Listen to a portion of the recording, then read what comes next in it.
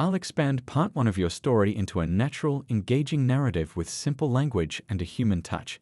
Here's the expanded version without headings. Mike Lawson pulled into his driveway at Oak Ridge Estates, the afternoon sun glinting off his pickup truck.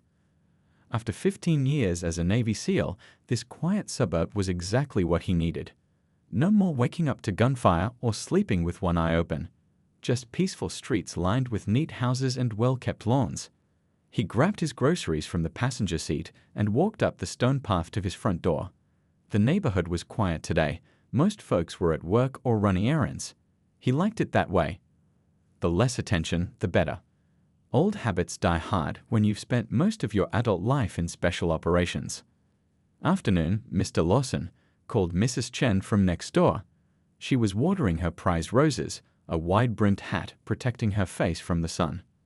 Afternoon, Mike replied with a polite nod. He wasn't unfriendly, just private. The neighbors knew he was military, retired now, but not much else.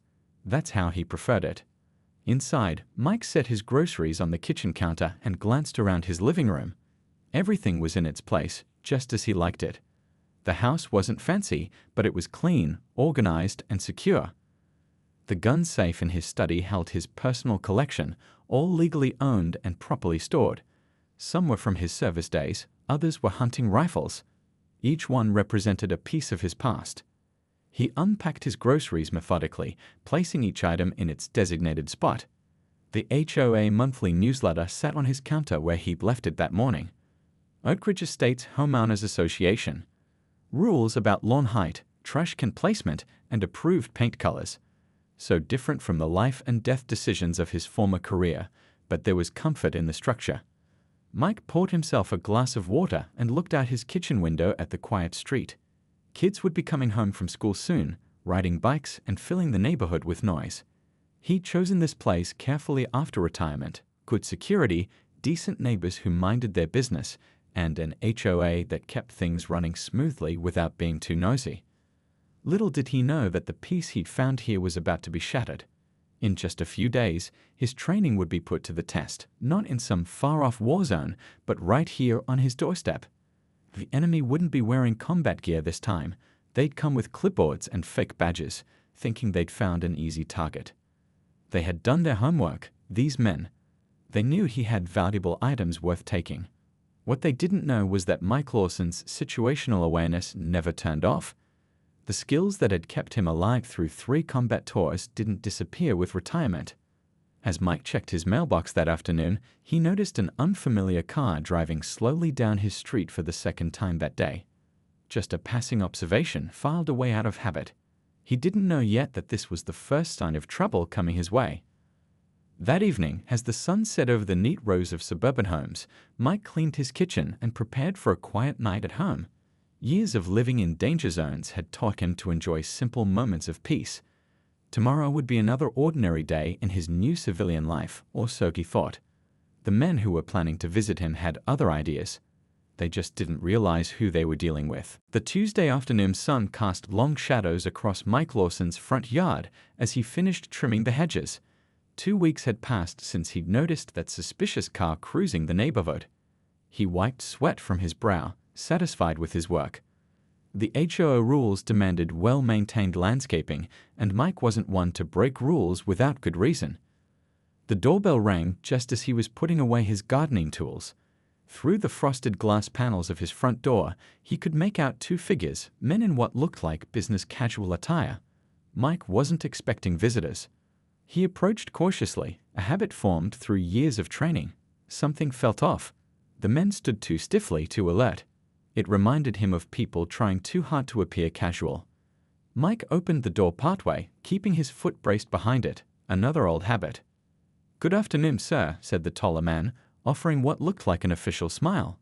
He wore khaki pants and a blue button-down shirt with a laminated badge clipped to his pocket. "I'm Tom Wilson, and this is my colleague, Dave Harris. We're with the Oak Ridge Estates HOA compliance team." The shorter man nodded. "Just doing routine home inspections, new policy this quarter." Mike studied them carefully. He'd been to every HOA meeting since moving in and had never heard about any inspection policy. The badges looked official at first glance, but there was something not quite right about the printing. "I don't recall getting any notice about inspections," Mike said, keeping his tone friendly but firm. Tom's smile tightened slightly. "It was in last month's newsletter. Page 4, I believe. We're checking everyone's compliance with the updated safety regulations." Mike knew that was a lie. He'd read every page of that newsletter. "Mind if I call the HOA office to confirm?" Mike asked, reaching for his phone. Dave stepped forward quickly. "That won't be necessary. This is mandatory for all residents. It'll only take a few minutes of your time." As Dave shifted his weight, Mike noticed a slight bulge under his jacket, the kind made by a concealed weapon. These weren't HOA representatives.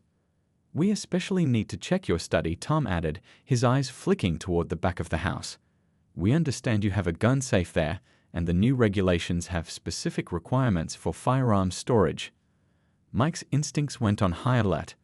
No legitimate HOA representative would know about his gun safe. That information wasn't public, and the safe wasn't visible from any window. "I'm going to need to see some proper identification," Mike said, his voice dropping slightly. "And the official HOA notice about these inspections." The men exchanged glances. Tom's friendly demeanor hardened. "Sir, we don't have time for this. The inspection is mandatory, and we need to complete it now." Mike noticed their car parked down the street instead of in his driveway. No logo, no marking identifying it as an official vehicle. Another red flag. "I think we're done here," Mike said quietly, beginning to close the door. "Come back with proper documentation or with Bob Taylor, the actual HOA president." Tom suddenly pushed against the door. "We're coming in one way or another, buddy." Mike had faced more dangerous men in more dangerous places. These two had no idea who they were dealing with.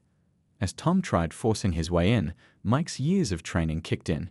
He was no longer a homeowner defending his property, he was a SEAL protecting his position. Mike stood at his door, every muscle in his body tensed as he assessed the two men.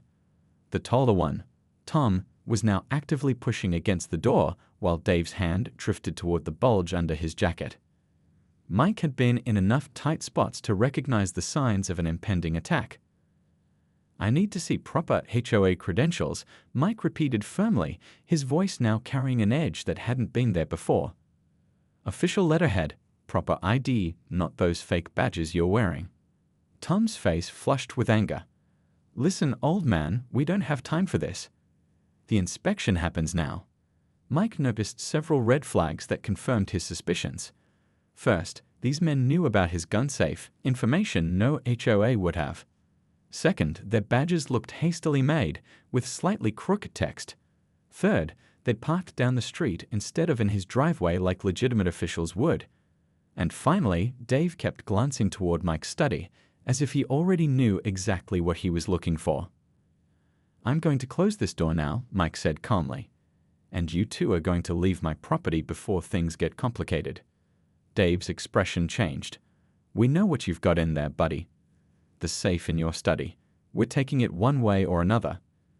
And there it was, the final confirmation. No more pretense about HOA inspections. "Last chance to walk away," Mike warned, his voice quiet but carrying the weight of someone who'd faced far worse threats. Tom lunged forward, trying to force the door open while Dave reached under his jacket. Years of training kicked in instantly. Mike pivoted, using the door as leverage. Tom, unprepared for the sudden lack of resistance, stumbled forward into the entryway. Mike shifted his weight, using Tom's momentum against him, and sent him sprawling across the hardwood floor. Dave was half a second too slow drawing what turned out to be a taser. Mike closed the distance in 2 quick steps, deflecting Dave's arm upward and twisting it behind his back in one fluid motion. The taser clattered to the floor as Dave gasped in pain. "On your knees." Now, Mike's voice was ice cold. Outside, Mrs. Chen was walking her small dog. She stopped, staring in shock at the scene unfolding in Mike's doorway. "Mrs. Chen," Mike called calmly, "please call the police. Tell them there's a home invasion in progress." The older woman fumbled for her phone, nodding frantically. Mike kept both men secured, using cable ties from his nearby toolbox to restrain them until police arrived. Tom spat curses while Dave remained eerily quiet, the look of shock never leaving his face. They clearly hadn't expected resistance, especially not from someone with Mike's particular set of skills. "You picked the wrong house," Mike told them matter-of-factly, "and the wrong neighborhood." Within minutes, police sirens wailed in the distance. 3 patrol cars pulled up, officers approaching with weapons drawn. "Officers, I'm a homeowner," Mike called out clearly, keeping his hands visible.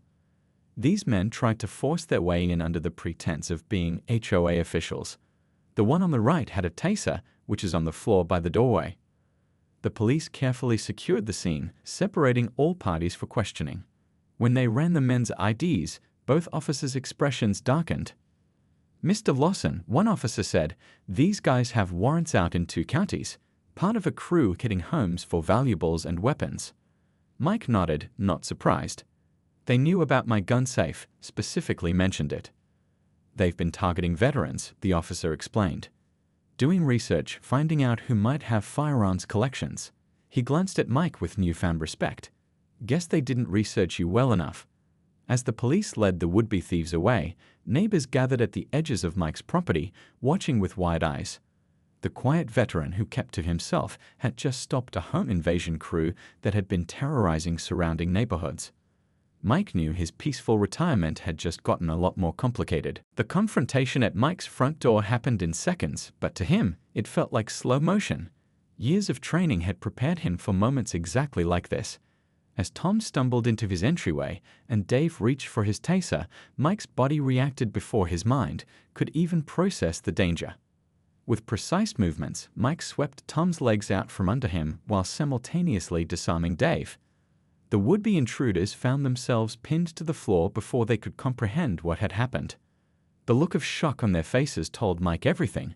They'd expected an easy target, not someone who could neutralize threats without breaking a sweat. "Don't move," Mike commanded, his voice deadly calm. The authority in his tone made both men freeze instantly. As Mrs. Chen called the police from outside, Mike kept both men secured on his entryway floor. He didn't need weapons to control the situation. His training had taught him how to subdue threats using minimal force. These guys were amateurs compared to the enemies he'd faced overseas. "You're making a big mistake," Tom growled, struggling against the cable ties. "We've got friends who won't be happy about this." Mike almost smiled. "I've heard scarier threats from better men. Save it for the police." Officer Reynolds was the first to arrive, his hand hovering near his service weapon as he took in the scene. When Mike explained the situation, the officer's expression shifted from concern to admiration. "You subdued both of them yourself?" Reynolds asked, eyebrows raised. Mike shrugged. They weren't expecting resistance. As the police loaded Tom and Dave into separate patrol cars, Detective Wilson arrived to take Mike's statement. The detective's weathered face grew serious as he listened. "These guys match the description of a crew that's hit 6 houses in the county," Wilson explained. "They've been targeting homeowners they believe have valuable collections, especially firearms. They scout the neighborhoods, gather information, then pose as various officials to gain entry." Mike nodded. "They knew exactly where my gun safe was located. That information isn't public." The detective frowned. "They've been doing their homework, researching potential targets, learning layouts. We found evidence they've been watching your house for at least 2 weeks." A small crowd of neighbors had gathered on the street, watching with curious eyes as police processed the scene. Mike had never wanted this kind of attention. His quiet life in suburban anonymity had just been shattered. Mrs. Chen approached cautiously, concern etched on her face. "Are you all right, Mr. Lawson?" "I'm fine," Mike assured her. "Thank you for calling the police so quickly." "I had no idea you could." She gestured vaguely at the police cars. "You know." Mike smiled slightly. "Just some old training." By evening, word had spread throughout Oak Ridge Estates. Mike's phone buzzed constantly with text messages from neighbors he barely knew, checking if he was okay and congratulating him on stopping the criminals. The HOA president, Bob Taylor, called personally to confirm that the association had never authorized any home inspections. "We've been hearing about fake HOA scams in nearby neighborhoods," Bob explained. "But this is the first time they've tried it here. The police think you stopping them might have broken up their whole operation." As night fell, Mike sat on his back porch, a cup of coffee cooling beside him. The peace and anonymity he'd sought in retirement had been compromised. People would look at him differently now. Questions would come about his past, his training, his experiences. Questions he'd moved here to avoid. Detective Wilson had warned that there might be more members of the crew still out there. Mike's house could become a target for retaliation. The quiet life he built was changing, whether he wanted it to or not. Mike took a deep breath of the cool evening air. If trouble came looking for him again, he'd be ready.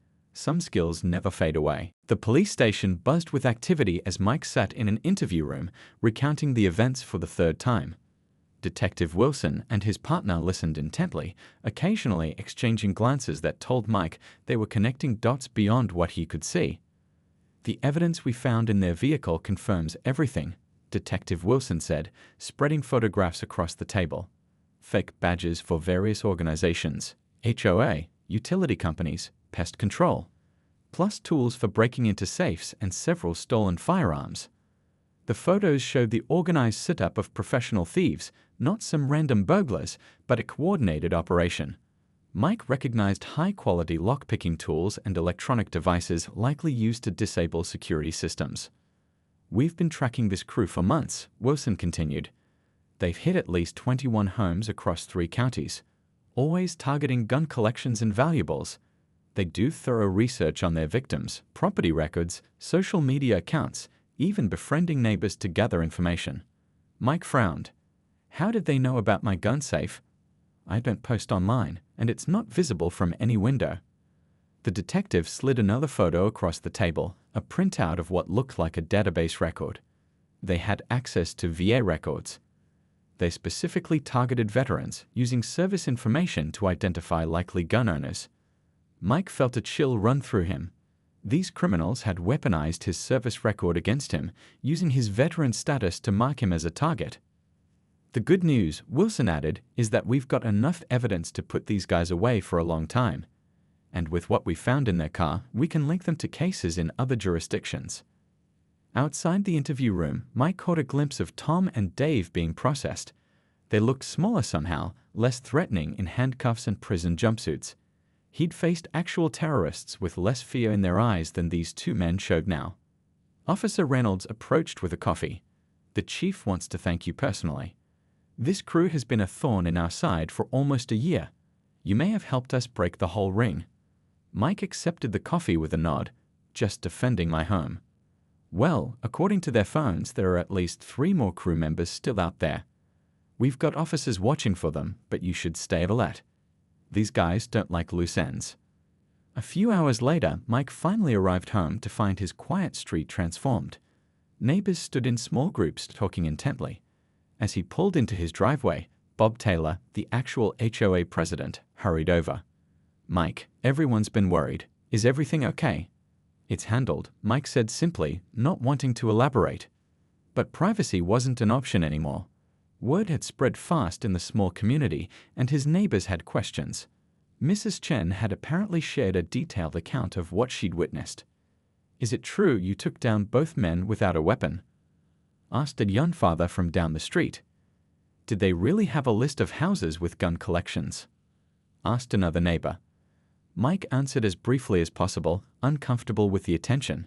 He'd spent years cultivating anonymity, and now he'd become the neighborhood's main topic of conversation. Inside his house, Mike carefully checked each room and window. Another habit from his service days. The police had assured him that no one had entered his home before the attempted break-in, but he verified anyway. As night fell, Mike sat in his living room, thinking about the crew members still at large. The detective had warned they might seek revenge, especially now that their operation had been compromised. Mike wasn't worried about himself. He could handle whatever came, but he was concerned about his neighbors. These criminals had shown they were willing to enter homes under false pretenses, armed and dangerous. The quiet retirement he planned had evaporated in a single afternoon. His military past, which he'd tried to leave behind, had become relevant again, both as the reason he'd been targeted and as the reason he'd successfully defended himself. Tomorrow, he would need to strengthen his home security and warn his neighbors about what to watch for. The battle might have moved from foreign deserts to suburban streets, but Mike's instinct to protect hadn't changed. The community center hummed with nervous energy as residents of Oak Ridge Estates filed in for the emergency HOA meeting. Every seat was taken, with people standing along the walls and spilling out into the hallway. At the front of the room, Bob Taylor, the HOA president, tried to call the meeting to order, but the excited chatter continued. Mike sat uncomfortably in the back row, wishing he could disappear. He'd never intended to become the center of attention, but after the incident at his house 3 days ago, he'd become something of a local celebrity. The attempted break-in had shaken the community's sense of security, and they were looking to him for answers. "Folks, please," Bob raised his voice above the noise. "We have a lot to cover tonight. As you all know, we had a serious security incident in our neighborhood this week. 2 criminals posing as HOA officers attempted to enter a resident's home." All eyes turned to Mike, who kept his expression neutral. "Thanks to the quick thinking of our neighbor, Mike Lawson, these criminals were apprehended," Bob continued.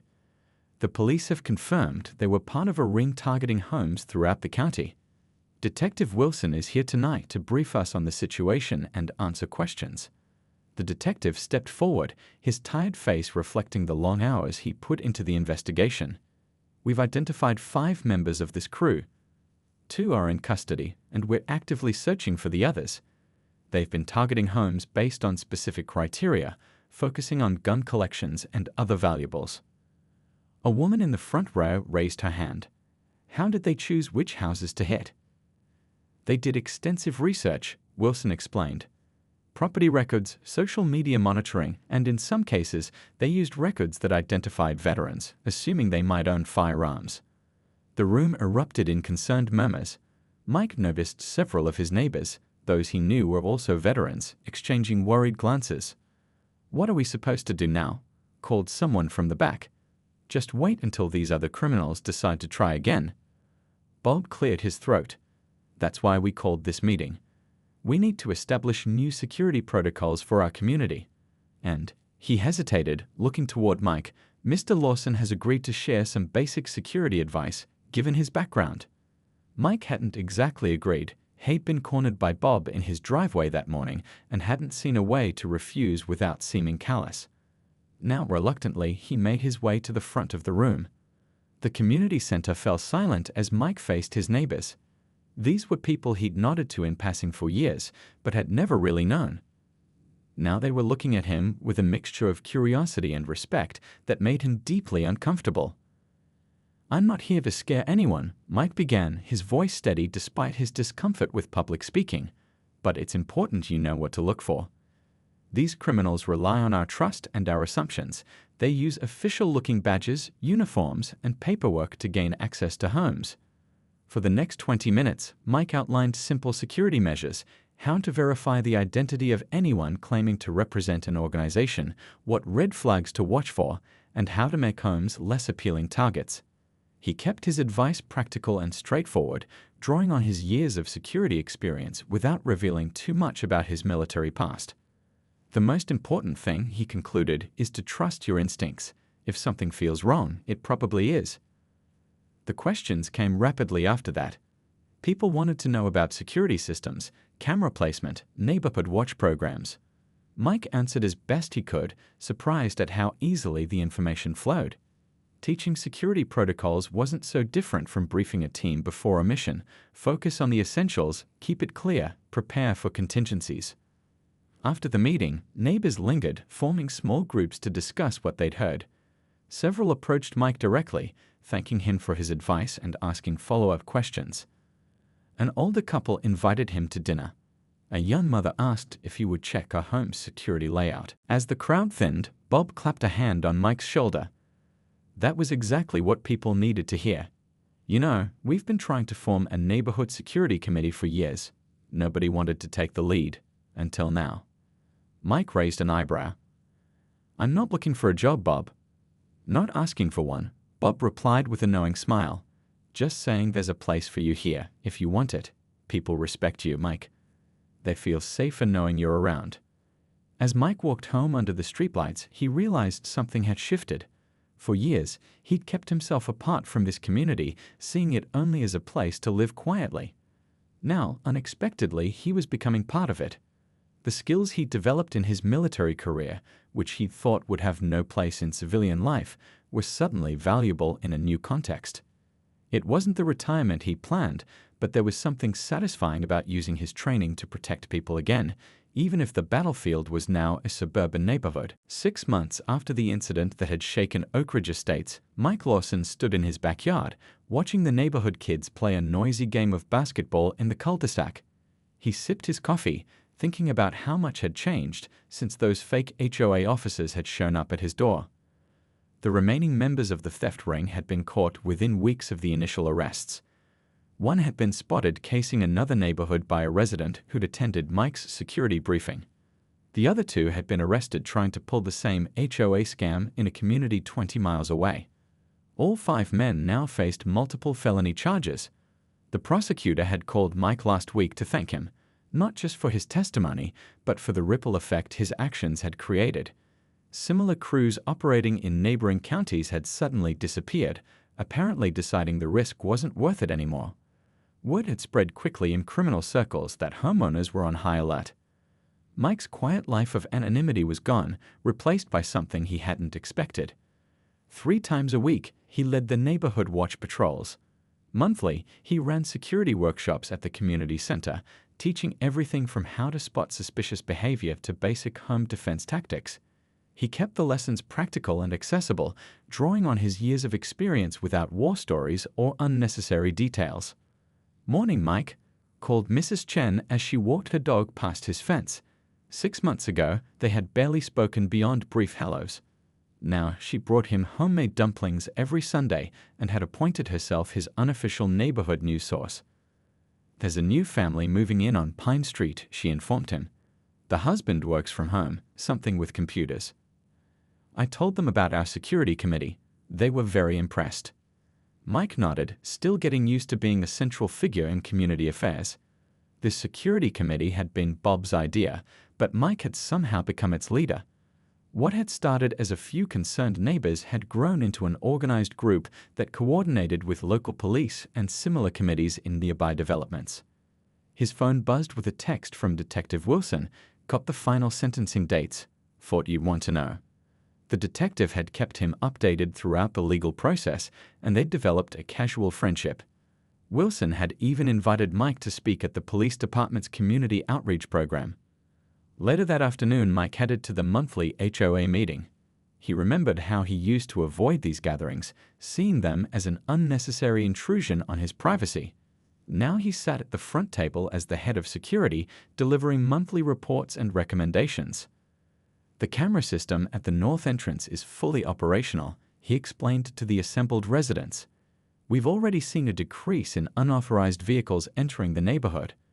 The south entrance installation begins next week." After the meeting, Bob pulled him aside. "The board voted unanimously to make the security committee permanent with a dedicated budget. We want you to continue leading it, if you're willing." Mike considered the offer. His retirement had taken an unexpected turn. Instead of the quiet isolation he planned, he found himself engaged with his community in ways he'd never anticipated. The skills that had once made him effective in combat zones now helped protect families and homes. There was a certain symmetry to it that felt right. "I'll do it," he agreed. Walking home under the setting sun, Mike passed neighbors who waved and called greetings, children playing in front yards, people watering gardens and walking dogs. This wasn't the anonymous existence he imagined for himself after leaving the service, but there was something deeply satisfying about it. Those fake HOA officers had unwittingly given him something he hadn't realized he was missing: a mission, a purpose, a community. They'd targeted him because of his military background, never expecting that same background would be their undoing. Back home, Mike sat on his porch and watched the neighborhood settle into evening. Lights came on in windows. People returned from work. The sound of family dinners and evening routines created a peaceful backdrop. He thought about how life takes unexpected turns, how skills developed for one purpose can find new applications, how sometimes the very thing that marks you as a target can be your greatest strength. Those criminals had done their research, identifying Mike as a veteran likely to own firearms. What they hadn't researched was what kind of veteran he was, what training he'd had, what missions he completed, what skills he developed. Their intelligence had been incomplete, their assessment flawed. They'd seen a house with a gun safe. They hadn't seen the man who'd spent 15 years learning how to protect what matters. They certainly hadn't expected a SEAL to be living there, ready to defend not just his home, but eventually an entire community.